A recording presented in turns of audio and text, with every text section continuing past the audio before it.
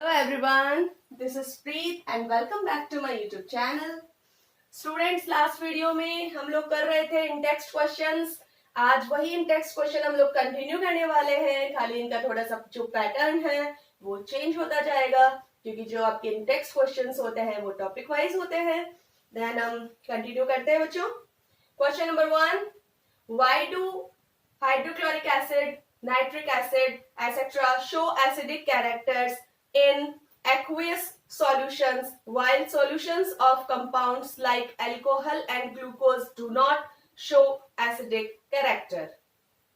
इसका मतलब ये है कि जो हाइड्रोक्लोरिक एसिड और नाइट्रिक एसिड है वो किसी भी जलीय विलयन में यानी एक्वेटिक सॉल्यूशन में एसिडिक कैरेक्टर शो करते हैं, बट जो आपका ग्लूकोज और अल्कोहल इस टाइप के जो कंपाउंड्स है वो एसिडिक कैरेक्टर शो नहीं करते। ऐसा क्यों? तो बच्चों इसका आंसर देने से पहले मैं आप लोगों को एक चीज बताना चाहूंगी कि एसिडिक कैरेक्टर वही शो करते हैं जो वाटर सॉल्यूशन के अंदर या एक्विस सॉल्यूशन के अंदर H+ और H3O+ आयंस देते हैं। जब हम लोग चैप्टर का टॉपिक जब हम कंप्लीट कर रहे थे एसिड, बेसेस एंड साल्ट्स, तो हमने देखा था ना इसके अंदर कि जो एसिड होते हैं वो वाटर के अंदर आयंस देते हैं H+ और H3O+ पॉजिटिव आयंस, एंड जो बेसेस होते हैं वो वाटर सॉल्यूशन में जो है आयंस देते हैं OH- आयन यानी OH नेगेटिव आयंस।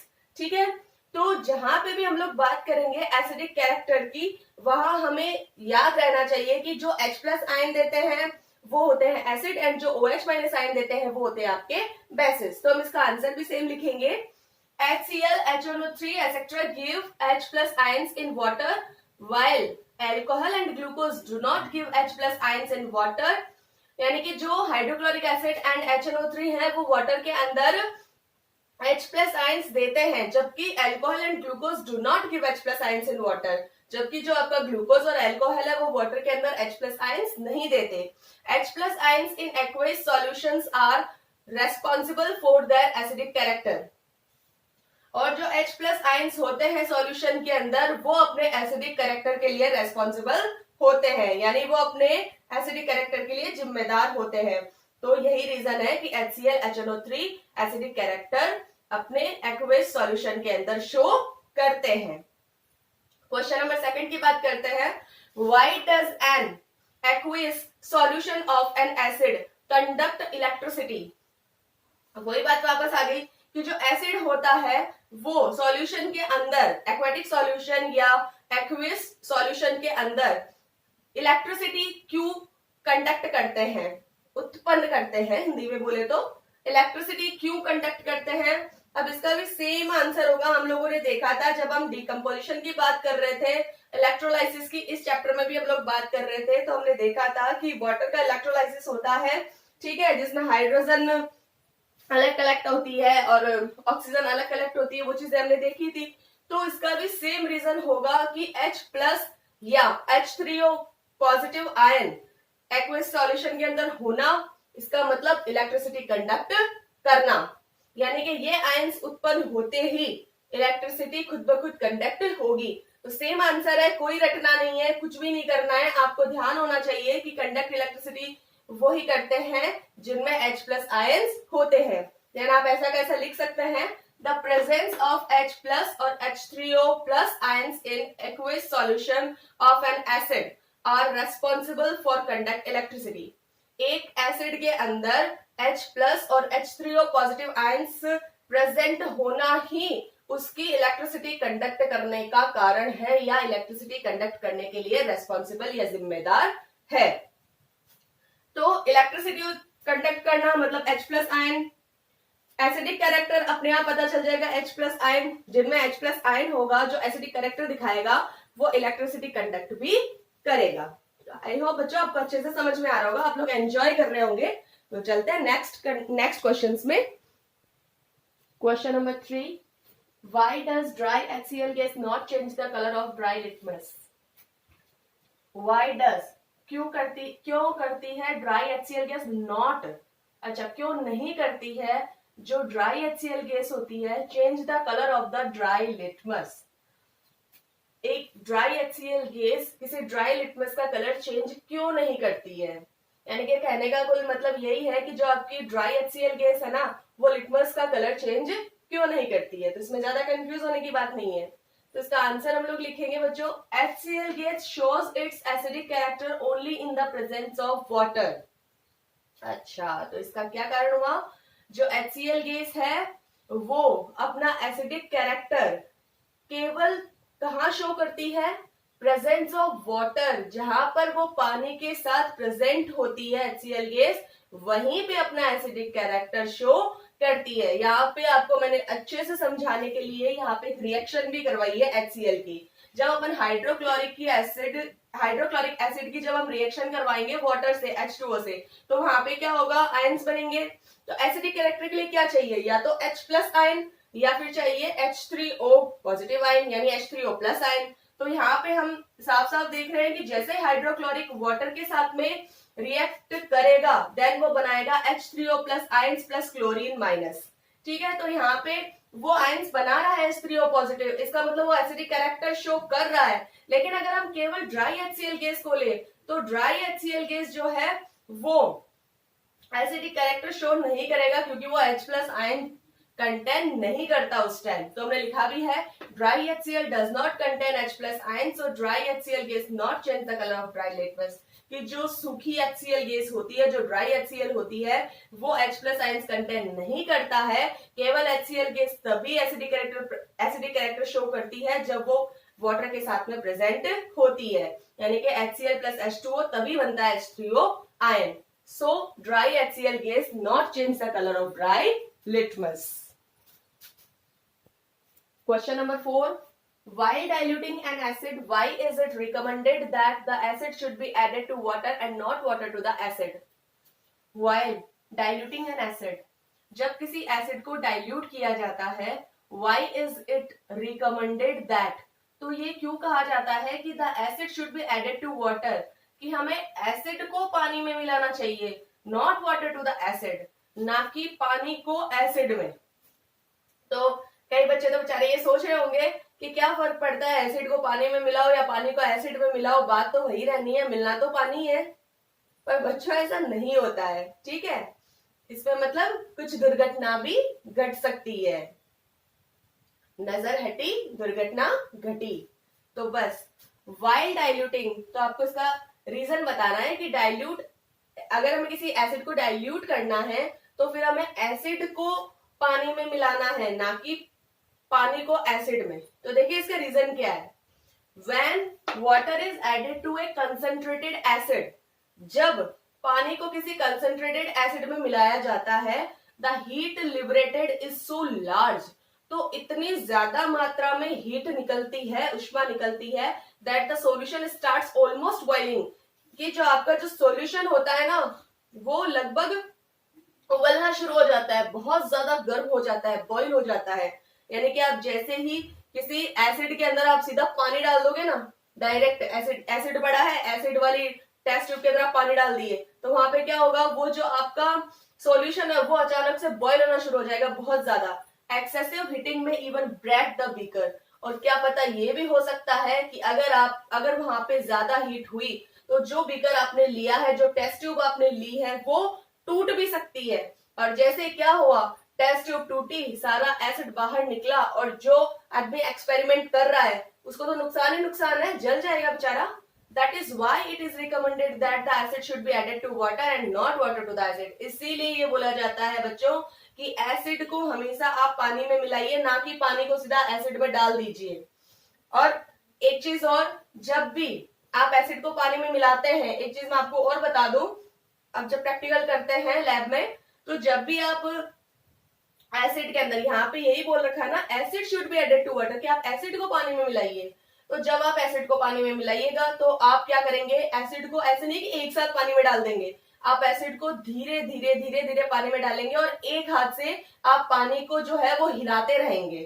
थोड़ा सा पानी को हिलाया, फिर धीरे से एसिड डाला, फिर पानी को हिलाया, फिर धीरे से एसिड डाला, क्योंकि थोड़ी सी लापरवाही भी दुर्घटना पैदा कर सकती है। अगर आपने डायरेक्ट अगर पानी को लाके और उस एसिड में डाल दिया तो क्या होगी, बीकर फट फूट जाएगा, इससे क्या होगा, नुकसान ही होना है, आदमी जल जाना है। तो यही रीजन है, when water is added to a concentrated acid, the heat liberated is so large that the solution start almost boiling. Excessive heating may even break the beaker. That's why it is recommended that the acid should be added to water and not water to the acid.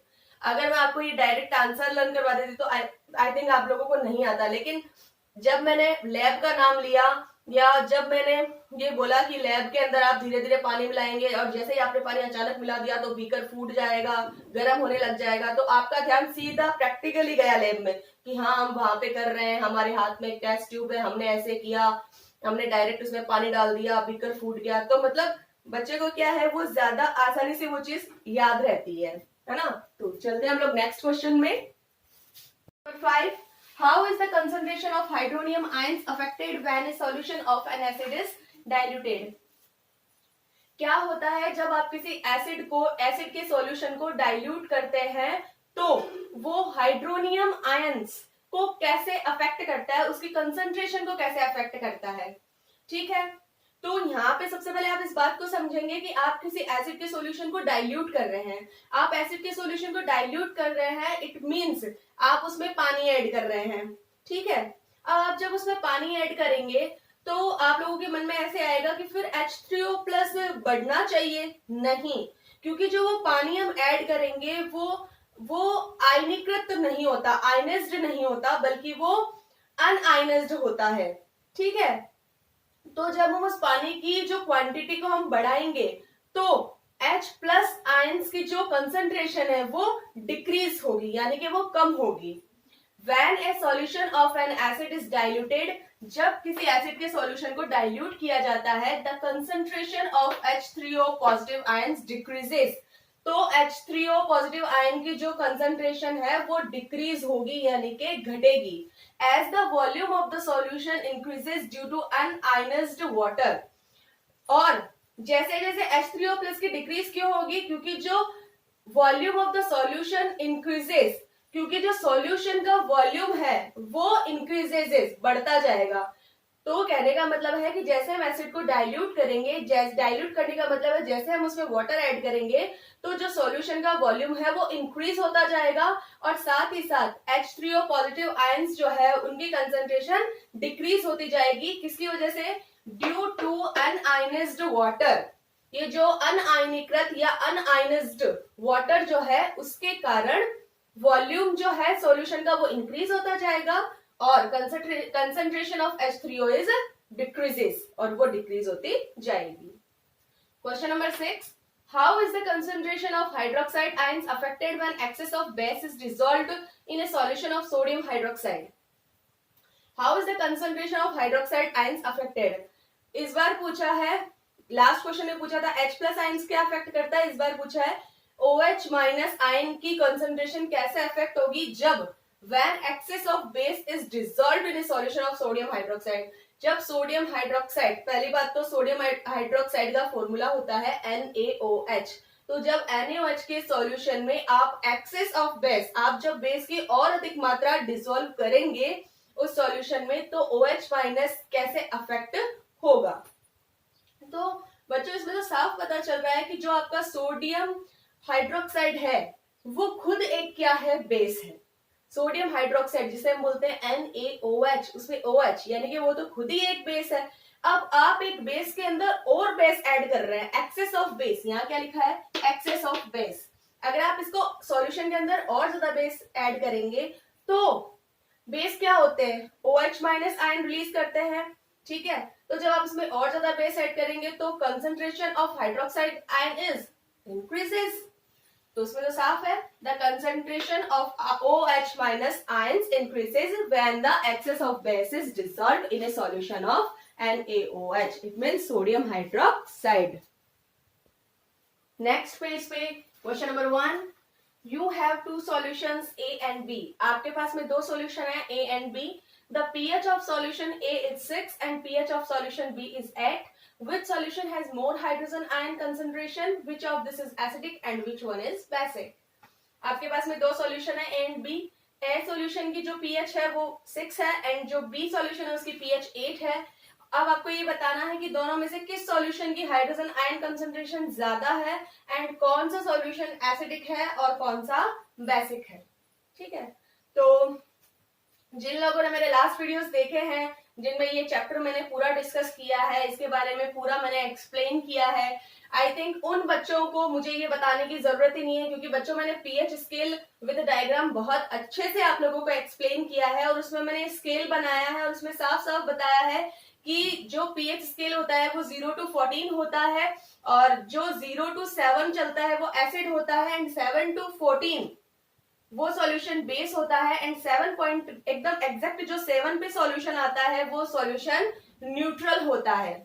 ये चीजें मैंने आपको बता रखी है। तो इसमें साफ साफ बोल रखा है कि एक सॉल्यूशन है जिसकी पीएच है 6 एंड अदर जो बी सॉल्यूशन है उसकी पीएच है 8। तो दोनों में से जिसकी पीएच 6 है इसका मतलब वो 0 to 7 के बीच में आ रहा है, 0 to 7 के बीच में आ रहा है, इट मीन्स वो एसिडिक है। पहली बात तो सीधा यही पता चल रही है। और उसमें मैंने ये भी लिखा है कि 0 to 7 तक, यानी जब हम 7 से 0 की तरफ चलते हैं तो आपका जो H प्लस आयन कंसेंट्रेशन है वो इंक्रीज होता है और जब आप 7 to 14 चलते हैं तो इसमें OH माइनस आयन इंक्रीज होता है, क्योंकि उस तरफ वैसे तो पीएच स्केल जो है वो H प्लस आयन की ही कंसेंट्रेशन बताता है, लेकिन हम इसमें पता तो लगा ही सकते हैं क्योंकि 7 to 0 यानी लेफ्ट साइड में जब चलती है scale it means H plus ion की जो कंसंट्रेशन है वो इंक्रीज होती है एंड 7 to 14 जब स्केल चलती है it means H plus ion की कंसंट्रेशन डिक्रीज होती है और जहां पे H प्लस आयन की कंसंट्रेशन डिक्रीज होती है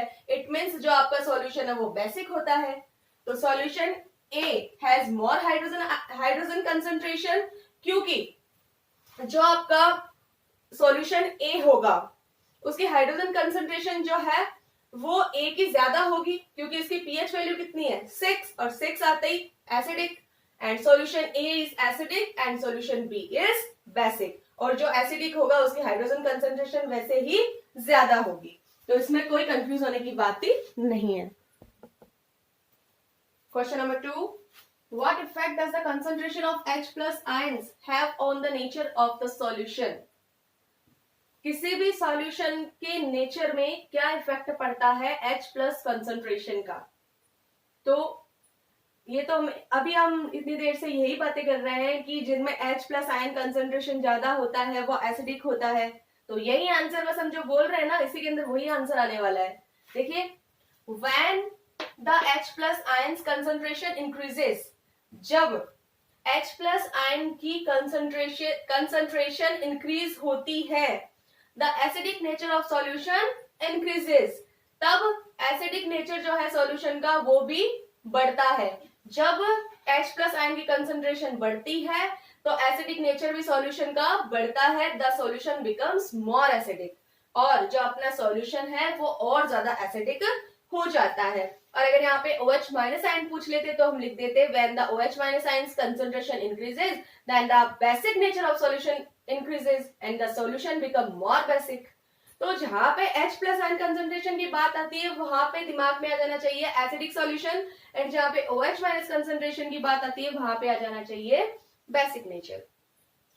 तो आज हमने कुछ इंटेक्स क्वेश्चंस किए हैं। आज की वीडियो में हम सिर्फ इतना ही देखेंगे। अब जो बचे हैं, जो लास्ट इंटेक्स क्वेश्चंस कुछ बचे हैं जिनको हम नेक्स्ट वीडियो में देखेंगे एंड उसके बाद में हम एक्सरसाइजेस के क्वेश्चंस भी करेंगे। तो आई होप बच्चों आप लोगों को बहुत ही अच्छे से समझ में आया होगा एंड आप लोग बहुत एंजॉय कर रहे होंगे। सो अगर मेरा वीडियो आप लोगों को अच्छा लगे तो ज्यादा से ज्यादा लाइक करें, शेयर करें, सब्सक्राइब करें एंड बेल आइकन प्रेस करना ना भूलें। Thank you.